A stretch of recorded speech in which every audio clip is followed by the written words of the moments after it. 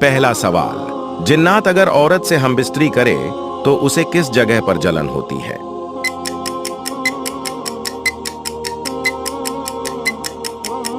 जवाब, दोनों जगह पर।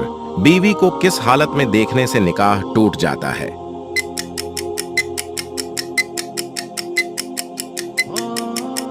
जवाब, मुर्तद हो जाने से।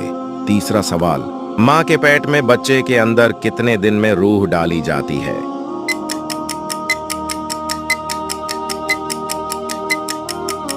जवाब, 4 महीने में। चौथा सवाल, वो कौन सा जानदार है जिसकी वजह से एक आदमी जन्नत में और एक जहन्नम में गया?